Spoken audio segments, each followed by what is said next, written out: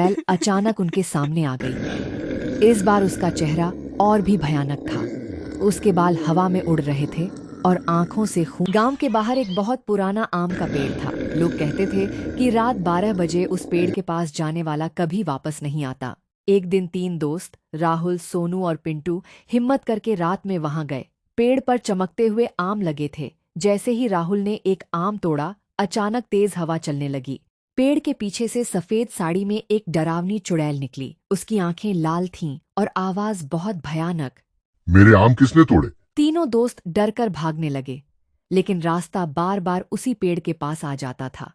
तभी उन्हें पता चला कि कई साल पहले उसी पेड़ के नीचे एक औरत की मौत हुई थी और उसकी आत्मा आज भी उस पेड़ की रक्षा करती है। अब तीनों को उस भूतिया पेड़ से बचकर निकलना था, वरना वो हमेशा के लिए उसी जंगल में फंस जाते। राहुल, सोनू और पिंटू अब पूरी तरह डर चुके थे। चारों तरफ घना अंधेरा था। पेड़ों से अजीब फुसफुसाने की आवाजें आ रही थीं।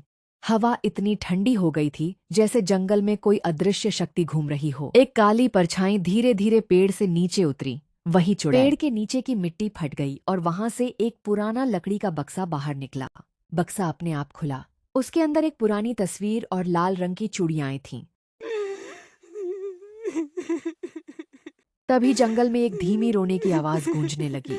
राहुल को समझ आ गया कि ये उसी औरत की चीजें हैं जिसकी मौत इस पेड़ के नीचे हुई थी। राहुल धीरे से बोला, हमें उसकी आत्मा को शांति देनी होगी।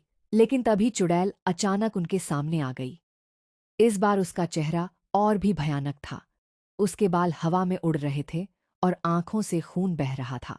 वो जोर से चीखी, कोई मेरी चीजों को हाथ नहीं लगाएगा। अचानक पेड़ की जड़ें जमीन से बाहर आने लगीं और तीनों दोस्तों के पैरों को पकड़ लिया। सोनू रोने लगा, हमें बचाओ। तभी पिंटू ने हिम्मत करके वो पुरानी तस्वीर उठाई।